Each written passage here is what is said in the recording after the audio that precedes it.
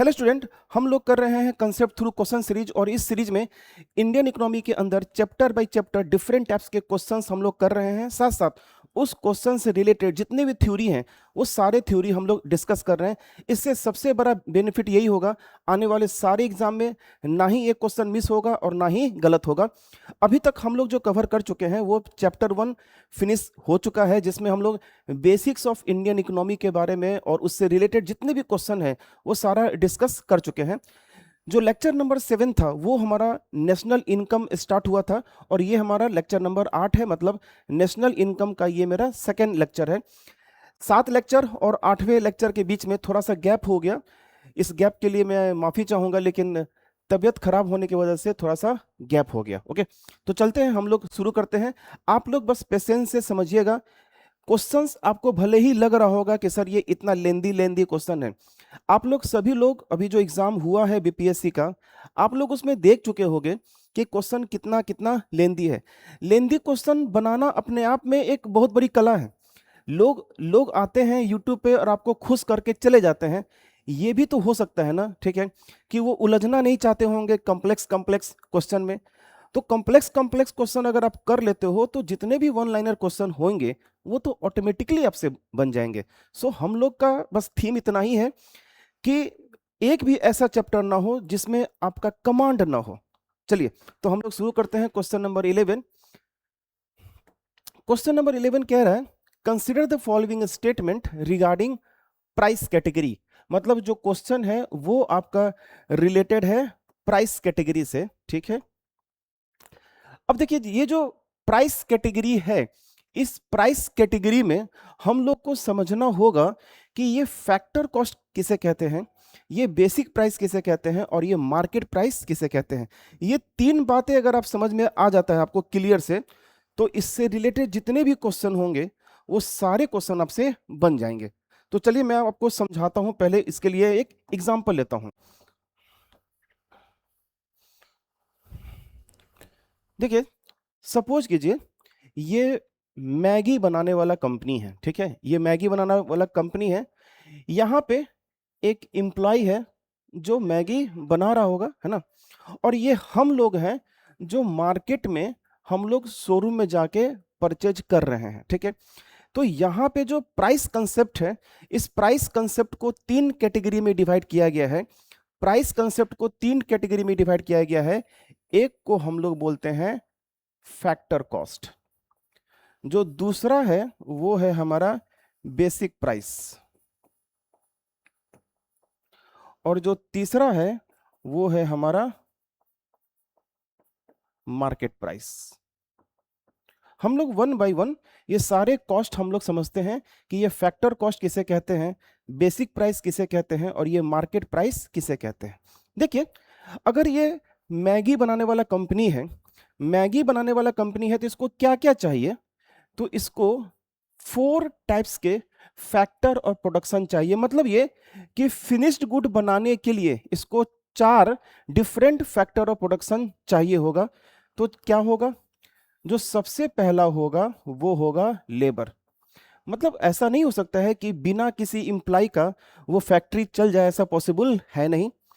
दूसरा, लेबर के बाद हमें चाहिए जगह। ये फैक्ट्री है तो हमें चाहिए जगह, जिसके लिए हम लोग बात करते हैं लैंड।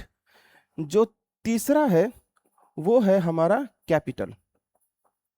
आपको चाहिए ना पैसा रॉ मटेरियल के लिए, वहां पे इलेक्ट्रिसिटी के लिए, है ना, मतलब पैकेजिंग के लिए, मशीन परचेज करने के लिए, आपको बहुत सारी चीजों के लिए क्या चाहिए, पैसा चाहिए। और जो चौथा है वो है आपका इंटरप्रेन्योरशिप, है ना। मतलब मैं उस कंपनी का मालिक हूं, तो आखिर मुझे भी तो कुछ चाहिए होगा पैसा, मैं भी तो कुछ उम्मीद करके ही बिजनेस कर रहा हूं, अदरवाइज मैं जाता कोई और जॉब कर रहा होता। तो ये 4 टाइप्स के इन्हीं चारों को कहते हैं फैक्टर और प्रोडक्शन। मतलब मार्केट में कोई भी फिनिश्ड गुड आएगा, इसके लिए जो फैक्टर और प्रोडक्शन चाहिए, कारक लागत बोलते हैं, जो कारक लागत चाहिए वो है लेबर, लैंड, कैपिटल और इंटरप्रेन्योरशिप। लेकिन इससे इस सब से ना पैसा पता नहीं चलता है कि इसमें पैसा कहां पर है। तो लेबर को हमें क्या देना होगा? तो लेबर को हमें देना होगा वेजेस, दिहाड़ी देना होगा। अगर लैंड है तो उसके बदले हमें रेंट पे करना होगा। अगर कैपिटल है, मेरे पास कैपिटल नहीं था, मैं बैंक से पैसा लाया था, तो उसके बदले मुझे इंटरेस्ट पे करना होगा। ठीक है। और इंटरप्रेन्योरशिप में अगर इस बिजनेस का मालिक हूं तो मैं इतना समय दे रहा हूं, इसके बदले मुझे क्या चाहिए होगा? प्रॉफिट चाहिए होगा। तो देखिए, लेबर, लैंड, कैपिटल, इंटरप्रेन्योरशिप, ये सब चीज ना अलग अलग टाइप का है।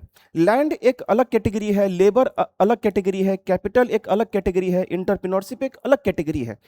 लेकिन अगर इसको अगर देखोगे तो ये आपका एक ही कैटेगरी है, जो कि किस फॉर्म में है? मनी के फॉर्म में है, मोनेटरी फॉर्म में है। तो मतलब ये कि इन सब का जो मोनेटरी वैल्यू होगा, मान लीजिए वेजेस 100 रुपया, रेंट 10 रुपया, इंटरेस्ट 20 रुपया और प्रॉफिट बचा 60 रुपया, तो मान लीजिए 200 रुपया कुछ भी हुआ। तो ये जो 200 रुपया हुआ, यही कहलाता है फैक्टर कॉस्ट। तो इन सबको ही हम लोग बोलेंगे फैक्टर कॉस्ट। तो उम्मीद करता हूं कि आपको फैक्टर कॉस्ट समझ में आ गया होगा। ये रहा फैक्टर और प्रोडक्शन, और इस फैक्टर और प्रोडक्शन का जो मॉनेटरी वैल्यू होगा, मतलब मनी के रूप में जो हम रिप्रेजेंट करेंगे, उसको ही कहते हैं फैक्टर कॉस्ट। उम्मीद करता हूं कि ये बात समझ में आ गया होगा। अब आपसे बोलिएगा कि रॉ मटेरियल, तो रॉ मटेरियल इस कैपिटल में ही आएगा। मशीन परचेज करने के लिए पैसा, तो कैपिटल में आएगा, है ना। हम जहां पे बिजनेस एस्टेब्लिश किए हैं वो या तो रेंटेड होगा या तो हम उसको परचेज किए होंगे, तो ये सब रेंट में आता है। जो मजदूर काम कर रहे होंगे उसके बदले मुझे दिहाड़ी देना होगा, तो ये सब कहलाता है फैक्टर ऑफ प्रोडक्शन। और इसका जो कॉरस्पॉन्डिंग मॉनेटरी वैल्यू है उसको ही कहते हैं factor cost. I hope so कि ये बात आप सबको समझ में आ गया होगा कि फैक्टर कॉस्ट किसे कहते हैं। क्लियर है? दूसरा है आपका बेसिक प्राइस। ठीक है, बेसिक प्राइस। इस बात को हम दो एग्जांपल लेता हूं। इस दो एग्जांपल से आपको समझ में आ जाएगा कि आखिर ये बेसिक प्राइस किसे कहते हैं। ठीक है, चलिए मैं इसको रफ करता हूं। सपोज कीजिए ये मैगी बनाने वाला कंपनी है। ये मैगी बनाने वाला कंपनी जब कभी भी अपने बिजनेस को एस्टेब्लिश कर रहा होगा तो मैगी बनाने के लिए लाइसेंस लिया होगा। तो मान के चलिए अगर हम ये कहते हैं, ये एफएसएसआई से अगर लाइसेंस लिया होगा, भारत सरकार से किसी किसी से भी लाइसेंस लिया होगा, ठीक है। तो जो लाइसेंस तो एक बार लिया होगा ना, या फिर उसको रिन्यू करना पड़ना होगा, तो एक बार रिन्यू करना करेगा ना, बार बार तो ये रिन्यू तो नहीं करेगा, और बार बार तो एफएसएसआई का लाइसेंस तो नहीं लेगा ना। ये एक एग्जांपल। तो इस लाइसेंस लेने के लिए इसको कुछ पैसा पे करना पड़ा। कुछ पैसा क्या करना पड़ा? पे करना पड़ा। ठीक है। अब ये जो एफएसएसआई से लाइसेंस ले लिया, अब इसमें भारत सरकार को कोई मतलब नहीं है कि आप मैगी का प्रोडक्शन कर रहे हैं या नहीं कर रहे हैं। आपके फैक्ट्री में ताला लगा है या आपके फैक्ट्री में प्रोडक्शन खूब हो रहा है, इससे इस एफएसएसआई भारत सरकार को कोई लेना देना नहीं है। बस लाइसेंस लेने के लिए जितना पैसा चाहिए था उतना आपने पेमेंट कर दिया, बात कहानी खत्म हो गई। क्लियर है? एक दूसरा एग्जांपल लेता हूं। ठीक है, सपोज कीजिए कि एक मैं दुकान परचेज करने गया। ये कोचिंग है, ठीक है। एक कोचिंग क्लासेस के लिए एक बिल्डिंग में मुझे क्लास लेना है। तो मैंने क्या किया, मकान मालिक से जाके बात किया और मैंने रेंट ले लिया। तो जब मैं मकान लिया हूँगा, रेंट पे मकान लिया हूँगा, तो मुझे उसके बदले एक रेंट एग्रीमेंट करना पड़ा होगा। क्लियर है? रेंट एग्रीमेंट करना पड़ा होगा मुझे। क्या मकान मालिक को इससे कोई मतलब है कि आपके कोचिंग में बच्चा है या बच्चा नहीं है? आपके कोचिंग में 100 बच्चे का एडमिशन हुआ है या 1000 बच्चे का एडमिशन हुआ है, इससे इस मकान मालिक को कोई लेना देना नहीं है। चूंकि आप उनके बिल्डिंग में क्लासरूम लेना चाहते हैं, उसके बदले एक रेंट एग्रीमेंट करना था। इस रेंट एग्रीमेंट का कोई मतलब नहीं है कि आप प्रॉफिट में हैं या आप लॉस में हैं। इसके बदले, इस एग्रीमेंट के बदले आपको, सरकार को कुछ पेमेंट करना पड़ा होगा।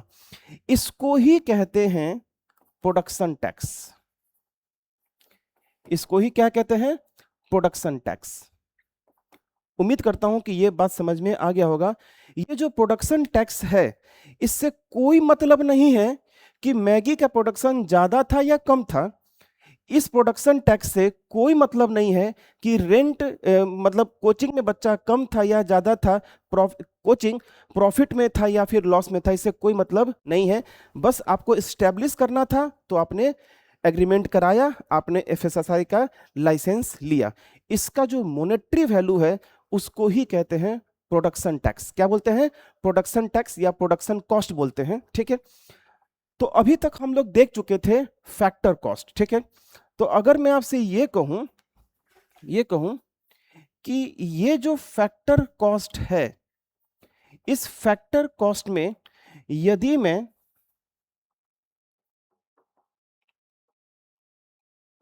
प्रोडक्शन टैक्स शामिल कर दूं, यदि मैं प्रोडक्शन टैक्स शामिल कर दूं, तो जो फाइनल प्राइस निकल के आएगा इसको ही कहते हैं बेसिक प्राइस। उम्मीद करता हूं कि ये समझ में आ चुका होगा कि basic price is equal two factor cost plus production tax. अब यहां पे थोड़ा सा एक कंसेप्ट है। कंसेप्ट क्या है? वो कंसेप्ट कहलाता है सब्सिडीज का, जो सरकार कुछ आपको रिटर्न में गिफ्ट के रूप में देती है, सब्सिडीज के रूप में। ठीक है, तो कई बार आप बहुत सारे ऐसे उद्योग धंधा खोलते हो जहां पे सरकार आपको सब्सिडीज देती है। जैसे आप बिजली, अभी देखो जरा बिहार में क्या है कि 125 यूनिट तक क्या है, सब्सिडीज वाला इलेक्ट्रिसिटी मिलता है। तो कहीं ना कहीं प्रोडक्शन टैक्स सरकार ले रही है, लेकिन सरकार आपको कुछ छूट भी दे रही है। उस छूट के लिए हम लोग जो बात करते हैं वो है आपका सब्सिडीज। ठीक है, तो कुल मिलाकर ये हो गया कि basic price is equal two factor cost plus production tax minus subsidies. इसको ही कहते हैं बेसिक प्राइस। बेसिक प्राइस के लिए एक बात बहुत इंपॉर्टेंट है आपको समझना, वो ये कि बेसिक प्राइस इंडिपेंडेंट है क्वांटिटी ऑफ प्रोडक्शन। है ना, स्वाभाविक सी बात है, कोचिंग में बच्चा कितना है उससे कोई मतलब नहीं है। एक क्लास स्टार्ट करने से पहले रेंट एग्रीमेंट कराना कंपलसरी था। मैगी का प्रोडक्शन कराने से पहले एफएसएसआई का लाइसेंस लेना जरूरी था। इससे कोई मतलब नहीं है कि मैगी कितना प्रोडक्शन हुआ। इसलिए एक बात याद रखिएगा, ये जो बेसिक प्राइस है, this basic price is independent on quantity of production. Clear है? वॉल्यूम ऑफ प्रोडक्शन इससे कोई मतलब आपका नहीं है। ये बात समझ में आ गया होगा।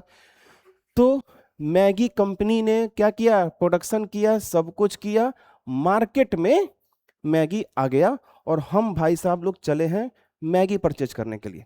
ठीक है, जैसे ही हम मैगी परचेज करेंगे तो किस रेट पे परचेज करेंगे? तो स्वाभाविक सी बात है कि हम लोग मार्केट प्राइस पे परचेज करेंगे। मार्केट प्राइस में क्या आ गया? तो जब कोई सामान फैक्ट्री से प्रोडक्शन होके जब मार्केट में पहुंचता है तो वहां पे लगता है इनडायरेक्ट टैक्सेस। क्या लगता है? Indirect taxes. तो अगर मैं आपसे ये कहूं, इसको मैं हटा दूं यहां से, ठीक है, फैक्टर कॉस्ट पहले लगा था, प्रोडक्शन टैक्स माइनस सब्सिडीज लगा, और जब वो सामान मार्केट में आ गया तो सरकार उस पर लगाती है इनडायरेक्ट टैक्स। और वो इनडायरेक्ट टैक्स जब यहां पे हम जोड़ देंगे, जब इनडायरेक्ट टैक्स हम यहां पे जोड़ देंगे तो जो प्राइस निकल के आएगा उस प्राइस को हम लोग कहते हैं market price.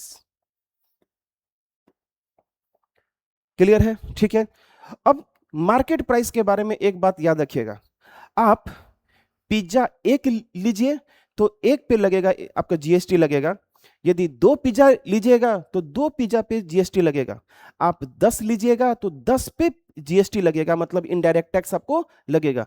So market price के लिए एक बात बहुत इंपॉर्टेंट है, it's depends on the quantity of goods, volume of goods. जितना ज्यादा गुड्स होगा उतना ज्यादा आपका इनडायरेक्ट टैक्स लगेगा, और इसको ही हम लोग कहते हैं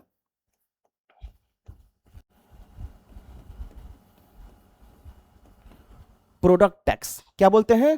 प्रोडक्ट टैक्स। तो जो प्रोडक्ट टैक्स होता है वो एक टाइप का इनडायरेक्ट टैक्स होता है, और जो प्रोडक्शन टैक्स होता है वो एक टाइप का डायरेक्ट टैक्स होता है, जैसे कि कॉर्पोरेट टैक्स, ठीक है। और यहाँ पे इनडायरेक्ट टैक्स का एग्जांपल अगर लोगे तो जीएसटी। और यहाँ भी जिस तरह से सब्सिडीज यहाँ पर है, उसी तरीके से यहाँ भी है कि अगर सरकार आपको कुछ सब्सिडीज दे रही है तो वो यहाँ पे माइनस होगा, क्योंकि सब्सिडीज सरकार आपको देती है, टैक्स के केस में सरकार आपसे लेती है। तो जब सरकार लेगी तो प्लस होगा, सरकार देगी तो माइनस होगा। इन सबको हम लोग जोड़ लेंगे, इसको ही हम लोग कहते हैं मार्केट प्राइस। तो उम्मीद करता हूं कि ये सब आपको समझ में आ चुका होगा। एक बार मैं फिर से लिख देता हूं। तो एक है फैक्टर कॉस्ट। इस फैक्टर कॉस्ट में यदि मैं प्रोडक्शन टैक्स माइनस सब्सिडीज ये कर दिया, ऐड कर दिया, और फिर यहां पे अगर मैं आपसे बोलता हूं कि यहां पे प्रोडक्ट टैक्स माइनस सब्सिडीज, ठीक है, तो जो पैसा निकल के आएगा इसको ही हम लोग बोलते हैं मार्केट प्राइस। समझ में आ गई बात? सिर्फ इतना को हम लोग बोलते हैं फैक्टर कॉस्ट। फैक्टर कॉस्ट अगर मैं इस दोनों को ऐड ऑन कर दूं, factor cost plus production tax minus subsidies, तो इसको हम लोग बोलते हैं बेसिक प्राइस। Basic price. और यदि मैं यहां से लेके यहां तक को इस तीनों को जोड़ दूंगा तो इसको हम लोग बोलते हैं मार्केट प्राइस। समझ में आ गया होगा? अब इससे रिलेटेड 3-4 क्वेश्चन है, वो 3-4 क्वेश्चन हम लोग से फटाफट बन जाएगा, देखिएगा।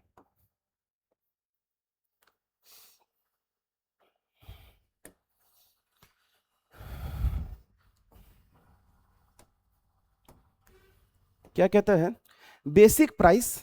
देखिए बेसिक प्राइस है, basic price includes production taxes but exclude product tax.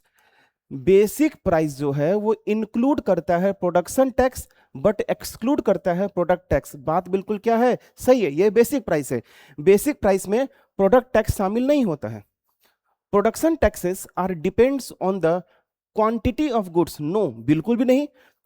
Production tax तो इंडिपेंडेंट होता है क्वांटिटी का। Market price is the per unit price paid by consumer and include product tax, बिल्कुल सही। आप जितना बार सामान लोगे उतना बार आप टैक्स दोगे, तो ये बिल्कुल सही है। Product tax such as GST are independent of the volume of production, no. ये जो जीएसटी है जितना बार लोगे उतना बार टैक्स देना पड़ेगा, तो ये स्टेटमेंट क्या है, गलत। सो कौन सा स्टेटमेंट सही है? 1 और 3, ये दो स्टेटमेंट आपके सही हैं। इसका मतलब है कि आपका जो आंसर आया वो आया आपका 1 और 3, ए इज द करेक्ट आंसर, ठीक है। चलिए इससे रिलेटेड एक क्वेश्चन और है, पहले हम लोग वो क्वेश्चन करते हैं और फिर हम लोग वापस से आएंगे ताकि लगे हाथ हम लोग क्वेश्चंस कंप्लीट भी हो जाए, ठीक है।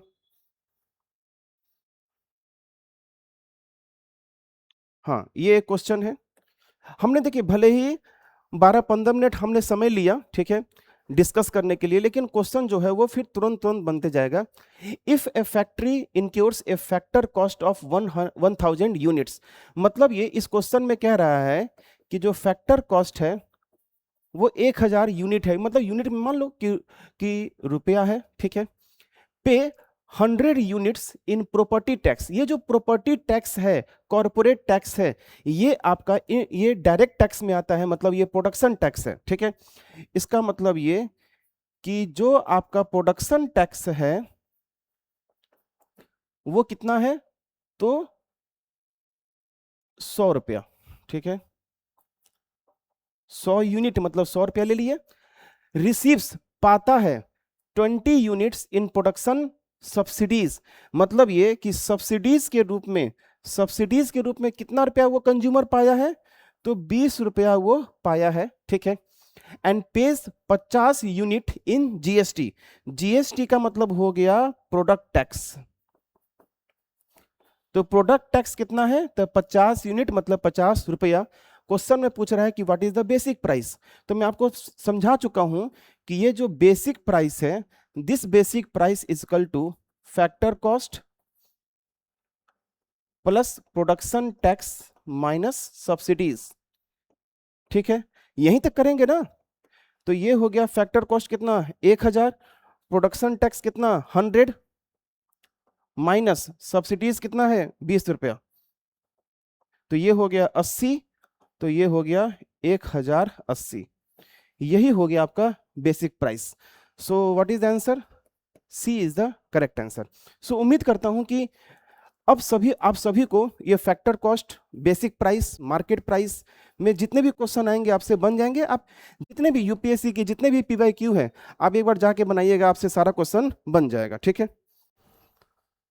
एक क्वेश्चन एक और है, which of the following is a classified as a production tax rather than a product tax. ठीक है, देखिए जो प्रोडक्शन टैक्स है वो डायरेक्ट है, जो प्रोडक्ट टैक्स है वो इनडायरेक्ट है, मार्केट में आएगा तभी लगेगा, जब कोई कंज्यूमर उसको कंज्यूम करेगा तभी लगेगा।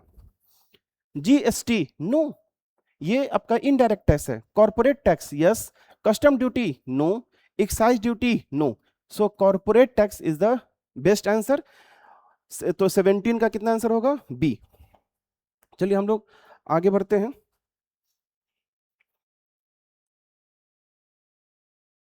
Question number 12। अब क्वेश्चन नंबर 12 क्या कह रहा है? Analyse the following statement regarding the history of national income estimation in India. National income estimation है ना, देखिए जो हमारे देश का जो नेशनल इनकम है ये कैलकुलेट होना बहुत जरूरी है। हर साल हम लोग फाइनेंशियल ईयर, जो फाइनेंशियल ईयर कहलाता है 1 अप्रैल से लेके 31 मार्च, 1 अप्रैल से लेके 31 मार्च को ही हम लोग कहते हैं फाइनेंशियल ईयर। और इस फाइनेंशियल ईयर में जितना भी हमारे देश के रेसिडेंट लोगों का इनकम है वही कहलाता है हमारा नेशनल इनकम कहलाता है। ठीक है, इस नेशनल इनकम के कई सारे वेरिएंट है, जैसे कि जीडीपी है, एनडीपी है, फिर हमारा एनएनपी है ना, फिर हमारा एनडीपी है। तो 4 हमारे स्टैंडर्ड वेरिएबल्स होते हैं जिसके हेल्प से हम लोग नेशनल इनकम निकालते हैं। लेकिन कुछ लोग ऐसे कहते हैं कि जीडीपी ही हमारा नेशनल इनकम है। No, GDP is not a national income. Actual में जो हमारा नेशनल इनकम है वो है हमारा एनएनपी, नेट नेशनल प्रोडक्ट। तो जो एनएनपी है वही हमारा कहलाता है नेशनल इनकम। क्लियर है? अब चलिए थोड़ा सा इसमें हम लोग इस क्वेश्चन को जरा देखते हैं। अभी तो बस मैं जिक्र किया था नेशनल इनकम के बारे में। देखिए आज़ादी से पहले और आज़ादी के बाद नेशनल इनकम की चर्चा की गई थी। आज़ादी से पहले भी नेशनल इनकम की चर्चा की गई थी। सबसे पहले जो नेशनल इनकम के बारे में सोचा गया वो सोचा गया था दादा भाई नौरोजी के द्वारा। और दादा भाई नौरोजी ने सोचा कि जब तक हम लोग पर कैपिटा इनकम और नेशनल इनकम के बारे में पता नहीं चलेगा तो फिर कैसे लोगों के ह्यूमन एंड सोशल वेलफेयर के लिए काम किया जाएगा। ठीक है, तो दादा भाई नौरोजी ने ही सबसे पहले नेशनल इनकम की गणना की और उन्होंने जो पैरामीटर सेट किया वो किया था जेल कॉस्ट ऑफ लिविंग। मतलब जो भारतीय लोग अंग्रेजों के जेल में रह रहे थे उन पे जो कॉस्ट बैठ रहा था वही कहलाता था उनका पर कैपिटा इनकम। तो सबसे पहले अगर नेशनल इनकम की चर्चा की गई थी तो वो की गई थी दादा भाई नौरोजी के साथ। और दादा भाई नौरोजी के साथ साथ कुछ लोग और भी थे, जैसे कि R C Desai, William Digby, R K V Rao. तो 4 लोग ऐसे थे जो नेशनल इनकम के दौर में बहुत आगे थे और उन्होंने नेशनल इनकम के बारे में कहा। हाँ, अलग अलग है, कोई साइंटिफिक के रूप में था, कोई ऑफिशियल था, अलग अलग टाइप समय में अलग अलग टाइप से नेशनल इनकम के बारे में कहा गया। लेकिन जो सबसे पहले कहा गया वो दादा भाई नौरोजी के द्वारा। ठीक है, चलिएगा थोड़ा सा देखते हैं। The first attempt to compute national income was made by Dadabhai Naoroji in 1868। Yes, ये क्या है? सही है, आजादी से पहले 1868 और एक बार हुआ था 1931-32 में। ठीक है, मैं सबके बारे में बताऊंगा। ठीक है, तो 1868 में ही नेशनल इनकम के बारे में कहा गया था और ये कहा गया था दादा भाई नौरोजी के द्वारा। ठीक है, क्लियर है? किस कंसेप्ट के बेसिस पे? तो जेल कॉस्ट ऑफ लिविंग के कंसेप्ट पे। और उस समय ही जो पर कैपिटा इनकम के बारे में बोला गया था वो पर कैपिटा इनकम हमारा कितना रुपया था? 20 रुपया। 20 रुपया ही बोला गया था पर कैपिटा इनकम। ये बात समझ में आ गया सभी को? उसके बाद हम लोग देखिए दूसरा है doctor V K R V Rao used to first scientific method and divided the economy into primary and secondary sector. Yes, 1931-32 की अगर बात किया जाए तो 1931-32 में ही डॉक्टर VKRB राव के द्वारा ही साइंटिफिक तरीके से नेशनल इनकम की गणना की गई थी, और इस नेशनल इनकम की गणना करके हमारी जो इकोनॉमी है उस इकोनॉमी को दो कैटेगरी में डिवाइड किया गया था, primary sector and secondary sector. और उनके द्वारा जो पर कैपिटा इनकम था, वो 62 रुपया। ठीक है, तो आपको याद क्या रखना है, 1931 से 1932 VKRB राव साइंटिफिक मेथड से, और पर कैपिटा इनकम कितना, 62 रुपया। ठीक है, तीसरा है the first official report in 1951 estimated the national income for 1948-49 at 78,710 crore. ठीक है, ये अब मैं इस पे थोड़ा सा जिक्र करता हूं। ये जो फर्स्ट ऑफिशियल रिपोर्ट था, मतलब हमारे देश में आजादी के बाद जो फर्स्ट ऑफिशियल रिपोर्ट था, ये लाया गया था PC महालनोबिस के द्वारा। किसके द्वारा? PC महालनोबिस के द्वारा ही लाया गया था। 1951 में नेशनल इनकम का एस्टिमेशन किया गया था, और उस समय जो एस्टिमेटेड किया गया था, उस समय जो नेशनल इनकम था वो हमारा 78,710 नहीं था, 8,710 रुपया था। ये उस समय की बात है। ठीक है, तो अब हम लोग को देखना है कौन सा स्टेटमेंट सही है, कौन सा स्टेटमेंट गलत है। ठीक है,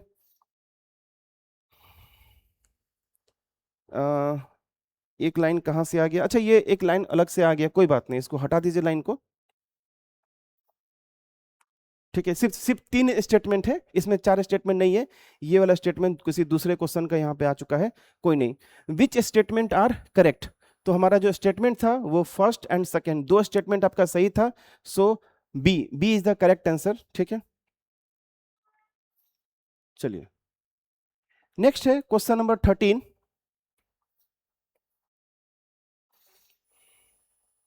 अच्छा, एक उसका 4 नंबर, इसका मतलब इसका इस क्वेश्चन का 4 नंबर वहां भाग गया था। ठीक है, हम लोग उसको कवर करेंगे। Regarding the domestic economy territory of India consider this statement, है ना। देखिए यहाँ जो क्वेश्चन बात की जा रहा है वो डोमेस्टिक और इकोनॉमिक टेरिटरी, है ना। डोमेस्टिक बाउंड्री, डोमेस्टिक टेरिटरी कहाँ कहाँ तक है, इसके रिलेटेड क्वेश्चन है, उसको हम लोग समझते हैं। Foreign embassies located within New Delhi are part of India's domestic territory. Foreign embassies located within New Delhi are part of India's domestic territory। सुनिएगा बात को, होता क्या है कि हमारा देश है, उसी तरीके से दूसरा भी देश है। हमारे देश का जो इंडियन एम्बेसी पूरे वर्ल्ड में फैला है, और पूरे वर्ल्ड का एम्बेसी हमारे इंडिया में है। ठीक है, ये बात समझ में आ गया। आप कभी भी मूवी अगर देखोगे, मैं यहाँ पे लाया भी हूं, एक इमेज लाया हूं। ठीक है, आप अगर देखोगे तो मैं यहाँ पे जो इमेज लाया हूं, embassy of India in Beijing, और यहाँ पे भारत का तिरंगा है। आप विदेश में जाकर कैसे भारत का तिरंगा लहरा सकते हो? नो, ये पॉसिबल नहीं है। ये पॉसिबल सिर्फ एक केस में है, जब 2 राष्ट्रों का आपस में मीटिंग हो रहा होता है, तो ये तो जब मीटिंग होगा तब मीटिंग होगा। लेकिन अगर थ्रू आउट द ईयर अगर मुझे झंडा लहराने का अगर अधिकार होगा तो कहां पर होगा? तो एम्बेसी में। ठीक है, सो याद रखिएगा कि अगर हमारे देश का एम्बेसी अगर न्यूयॉर्क में है तो वो हमारे देश का टेरिटरी में आएगा। क्लियर है? उसी तरीके से अगर अमेरिका का फॉरेन एम्बेसी हमारे न्यू दिल्ली इंडिया में है तो वो उनके टेरिटरी का हिस्सा होगा, डोमेस्टिक टेरिटरी का हिस्सा होगा। ये दिमाग में बैठा लीजिए। हमारे जैसे अगर embassy of India in Beijing, तो ये जो बीजिंग का जो एम्बेसी है वो भारत का इंडियन टेरिटरी का हिस्सा होगा। ठीक है, और अगर हम ये कहें ये चीन दूतावास है जो दिल्ली में है, चीन का दूतावास एम्बेसी दिल्ली में है, तो ये चीन वाले का डोमेस्टिक टेरिटरी का हिस्सा होगा। उम्मीद करता हूं कि ये लाइन आपको समझ में आ गया होगा। ठीक है, तो foreign embassies located within New Delhi are the part of India's domestic territory? No, ये उनके डोमेस्टिक टेरिटरी का हिस्सा होगा। Indian embassies located in USA are the part of India's domestic territory? Yes yes. अगर हमारा इंडियन एम्बेसी पूरे world में जहां जहां होगा वो हमारे देश का डोमेस्टिक टेरिटरी का हिस्सा होगा। So second statement is true. तीसरा स्टेटमेंट है fishing vessels and aircraft operated by Indian resident in international waters are the part of India's domestic territory? Yes. मान के चलिए एयर इंडिया का विमान है, ये एयर इंडिया का विमान अगर इंडिया न्यू दिल्ली से अगर टेक ऑफ किया और वो न्यूयॉर्क में लैंड हो रहा है, वो सर्विस देगा, फिर से वापस आ जाएगा, वो इंडियन टेरिटरी का हिस्सा है। ये बात दिमाग में रखिएगा। तो फिशिंग वेसल या एयरक्राफ्ट जो विदेश में गया भी है और उस विदेश से उसको लौट आना है, वो भारत का डोमेस्टिक टेरिटरी का हिस्सा होगा। अच्छा, इसमें चौथा जो स्टेटमेंट है जो यहां चला गया था, एक बार हम लोग इसको देख लेते हैं। Domestic territory only includes the political boundaries where capital cannot circulate freely। Capital का मतलब यहां पर पैसा से है। क्या बोल रहा है? Domestic territory only includes the political boundaries where capital cannot circulate freely। नहीं, सिंपल, ये तो गलत स्टेटमेंट हो गया। Can not freely, yes freely. अगर भारत का जो ज्योग्राफिकल बाउंड्री है, इस भारत के ज्योग्राफिकल बाउंड्री में आपके पॉकेट में अगर 100 रुपये का नोट है तो पूरे टेरिटरी में, इंडियन टेरिटरी में कहीं भी वो 100 रुपया को आप फ्रीली यूज कर सकते हो। ठीक है, तो फोर्थ स्टेटमेंट क्या है? गलत है। सो सही क्या है?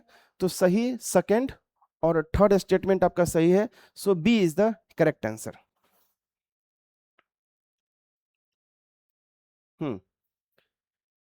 नेक्स्ट क्वेश्चन है। क्वेश्चन, ये जो वीडियो है थोड़ा सा लंबा होगा लेकिन इसको समझिएगा अच्छे से। Evaluate the following statement about normal resident of India. देखिए, दो शब्द का इस्तेमाल किया जाता है, एक ऑर्डिनरी रेसिडेंट या फिर नॉर्मल रेसिडेंट और एक होता है citizenship of India, citizen of India. दोनों कंसेप्ट अलग अलग है। नॉर्मल रेसिडेंट और सिटीजनशिप, ये दोनों कंसेप्ट क्या है? अलग अलग है। ये जो सिटीजनशिप है इसके लिए तो अलग अलग कंसेप्ट है ना, 5 साल, 7 साल, 14 साल, इसके लिए बिल्कुल अलग अलग कंसेप्ट है। नॉर्मल रेसिडेंट के बारे में मैं आपको समझाता हूं। ठीक है, कोई भी व्यक्ति यदि हमारे भारत देश में 1 साल या 1 साल से ज्यादा के लिए रहता है, उसको भारत का नॉर्मल रेसिडेंट कहा जाएगा। लेकिन इसके साथ कुछ एक्सेप्शन भी है। एग्जाम्पल के तौर पे, यदि मान के चलिए मैं एक स्टूडेंट हूं और मुझे न्यूयॉर्क जाना है, यूएसए में जाना है मुझे एमबीबीएस करने, तो यदि मुझे एमबीबीएस करने जाना है और मैं वहां पे 5 साल रहूंगा, तो 1 साल से ज्यादा हो गया, तो क्या मुझे वहां का नागरिकता मिल जाएगा, नॉर्मल रेसिडेंट हो जाऊंगा? नो, नहीं होगा। उसी तरीके से अगर न्यूयॉर्क का कोई व्यक्ति अगर इंडिया में आया और इंडिया में आया एम्स में इलाज कराने के लिए, यदि एम्स दिल्ली में इलाज कराने के लिए आया और वो इलाज करते करते 2 साल हो गया, तो क्या वो नॉर्मल रेसिडेंट कहलाएगा इंडिया का? नो, नहीं कहलाएगा। सो याद रखिएगा कि नॉर्मल रेसिडेंट का मतलब होता है कि 1 साल या 1 साल से ज्यादा रहे, जिसका जो इकोनॉमिक गोल हमारे इंडिया में ही रहे, मतलब भारत देश की उससे कमाई होनी चाहिए। और लेकिन इसके साथ कुछ एक्सेप्शन भी है। एक्सेप्शन यही है कि अगर कोई मेडिकल पर्पस पे है, कोई एजुकेशन पर्पस पे कोई जा रहा है, तो वो नॉर्मल रेसिडेंट नहीं कहलाएगा। क्लियर है? कुछ और भी कंसेप्ट है नॉर्मल रेसिडेंट का, मैं वो आपको समझाता हूं 1 बाय 1। अब एग्जाम्पल लीजिए, दूसरा एग्जाम्पल लेते हैं। ठीक है, अब इंडियन एम्बेसी न्यूयॉर्क में है, मान लो। ठीक है, अगर इंडियन एम्बेसी न्यूयॉर्क में है और यहां से कोई आईएफएस बना है, इंडियन फॉरेन सर्विस, और यहां का जो एम्बेसडर है वो एम्बेसडर न्यूयॉर्क के इंडियन एम्बेसी में काम कर रहा है, तो क्या वो भारत का नॉर्मल रेसिडेंट है? जबकि वो अगले पिछले 5 साल से न्यूयॉर्क में रह रहा है वो भारत का नॉर्मल रेसिडेंट कहलाएगा, क्योंकि वो इंडियन एम्बेसी में काम कर रहा है जो कि इंडिया के डोमेस्टिक टेरिटरी का हिस्सा है। ये बात क्लियर है? उसी तरीके से अगर यूएसए का एम्बेसी अगर इंडिया में है और वहां का कोई फॉरेन सर्विस एम्प्लॉय हमारे इंडिया में आके काम कर रहा होगा उनके एम्बेसी में, वो नॉर्मल रेसिडेंट का हिस्सा नहीं होगा। ये सब इंपॉर्टेंट कंसेप्ट है, एकदम क्लियर कट कंसेप्ट होगा, ऐसा क्वेश्चन कहीं भी आपसे फंसेगा नहीं। और भी कुछ कंसेप्ट है मैं आपको सिखाऊंगा।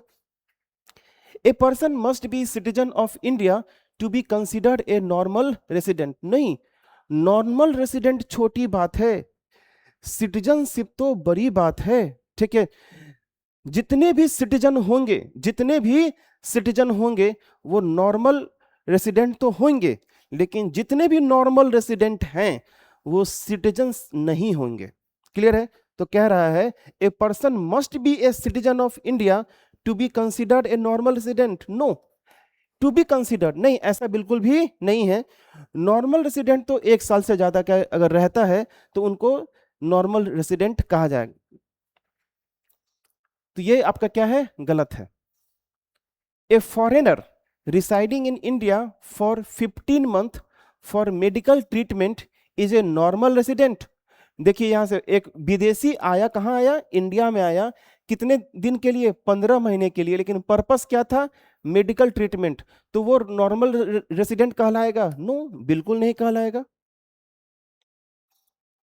एन इंडियन डिप्लोमेट, मतलब जो हमारे यहाँ के आईएफएस होंगे, and Indian diplomats working in Indian embassy in London is a normal resident of India. Yes, ये तो कहलाएगा, ये होगा। ठीक है, सो कौन सा सही है? तो इसमें से जो आपका सही है only 3 is the correct answer. जरा एक बार हम लोग फर्स्ट को देख लेते हैं फिर से। A person must be a citizen of India to be considered a normal resident. नहीं, ऐसा बिल्कुल भी नहीं है। ठीक है, पहले नॉर्मल रेसिडेंट होगा फिर वो सिटीजनशिप की ओर जाएगा।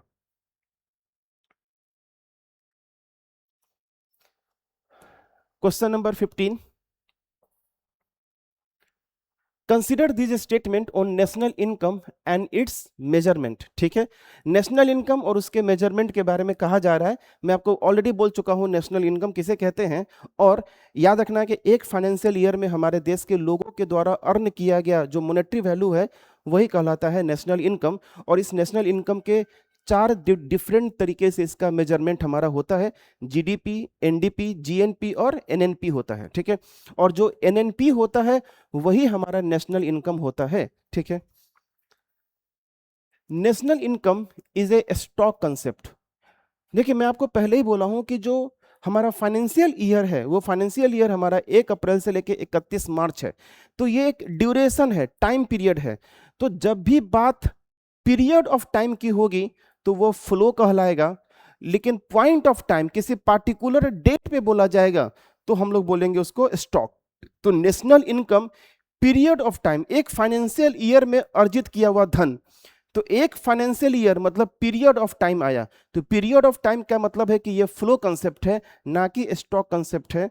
तो ये गलत हो जाएगा। इन 2019 the CSO and NSSO were merged to form the national statistical office. ये बात सही है, थोड़ा सा इसके बारे में पर हम लोग चर्चा करते हैं। ठीक है, देखिए सबसे पहले आज़ादी के बाद हमारे देश में जो ऑफिशियली नेशनल इनकम का जो एस्टिमेशन किया जाता था उसके लिए जो सरकारी कार्यालय था उसको हम लोग बोलते थे सीएसओ, सेंट्रल स्टैटिस्टिकल ऑफिस। ये सबसे पहले आज़ादी के बाद हमारे देश में जो नेशनल इनकम का एस्टिमेशन किया जाता था वो सीएसओ के द्वारा ही किया जाता था। लेकिन उसके 4-5 साल के बाद एनएसएसओ का एस्टेब्लिशमेंट हुआ जिसका फुल फॉर्म कहलाता है नेशनल सैंपल सर्वे ऑर्गेनाइजेशन। ये नेशनल सैंपल सर्वे ऑर्गेनाइजेशन यही डाटा कलेक्शन करता है और इस डाटा को कलेक्शन करके सीएसओ को भेज देता था और सीएसओ उसको कंपाइल करके लोगों तक पहुंचाता था। ये बात समझ में आ गया। लेकिन समय बीतता गया और आया 2019 में इस सीएसओ को और एनएसएसओ को दोनों को मर्ज कर दिया गया और हमारा बना कौन सा, NSO, that is the national statistical office. तो ये बात बिल्कुल क्या है, सही है। सो आपको ये याद रखना होगा, क्वेश्चन अगर ये आ जाए कि सीएसओ, एनएसएसओ और एनएसओ में सबसे पहले कौन आया, तो एनएसओ आया, उसके बाद कौन आया, तो एनएसएसओ आया, फिर सबसे लास्ट में कौन आया, तो एनएसओ आया। कब आया, तो 2019 में आया। करती क्या है, तो नेशनल इनकम का एस्टिमेशन करती है।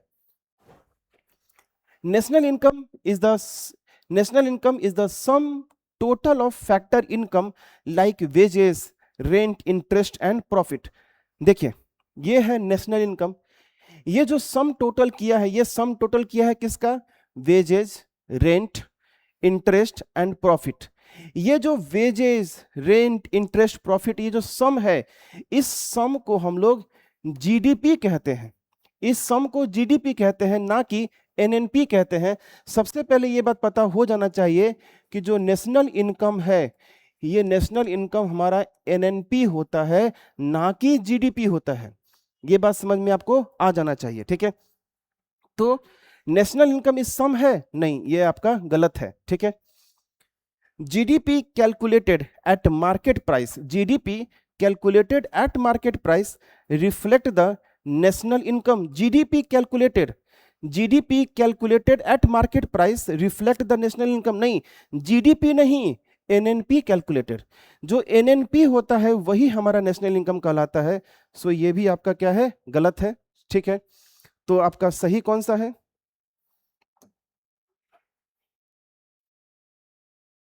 ठीक है, देखते हैं। तो स्टॉक कंसेप्ट, नहीं, ये तो आपका गलत ही था, ये आपका सही था।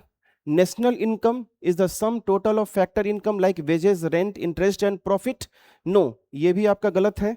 GDP calculated at market price reflect the national income, नहीं, ये आपका गलत है। So which statement are correct, so correct आपका कौन सा है, टू, टू, टू। तो ये तो बिल्कुल ही गलत है, ये गलत ही, बिल्कुल ही गलत है, ठीक है।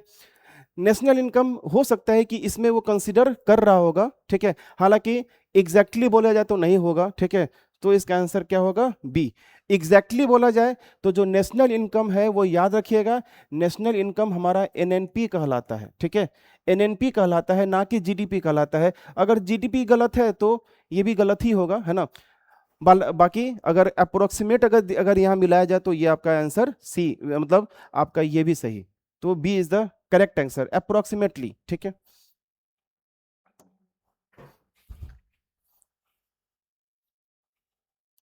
ये हम लोग ऑलरेडी कर चुके थे, ये भी हम लोग कर चुके थे। Question number 18, doctor VK RV Rao scientific computation of national income for the year 1931-32 में, आपको पहले बता चुका था 1931-32 में किया गया था। What was the estimated per capita income, कितना था आपका, 62 था, कितना था, 62 था। ये याद रखिएगा, ये जो 20 था, ये 20 था दादा भाई नौरोजी के द्वारा, और ये जो था हमारा, ये डॉक्टर वीके आरवी राय के द्वारा था, ठीक है। और ये जो 225 रुपया था, ये 225 पीसी महालोनबिस के द्वारा था। 1951 की बात थी ये। Question number 19, under which ministry does the national statistical office operate to handle national income estimation. So याद रखिएगा, ये MOSPI है, ministry of statistic and programme implementation. इस मिनिस्ट्री के अंदर में ही आपका NSO है, ठीक है। क्वेश्चन नंबर 20, देखते हैं 20 को फिर से।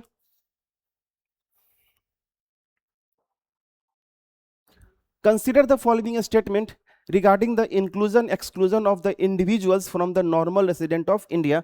मतलब इस क्वेश्चन में ये कहा गया है कि कौन नॉर्मल रेसिडेंट होंगे, कौन नॉर्मल रेसिडेंट नहीं होंगे। अच्छा, इस वीडियो का लेंथ भले ही थोड़ा सा ज़्यादा गया है, लेकिन हाँ बेसिक बेसिक बातें मैं आपको बहुत ज़्यादा सिखाया हूँ, सो वो आपको ज़्यादा इंपॉर्टेंट था, ठीक है।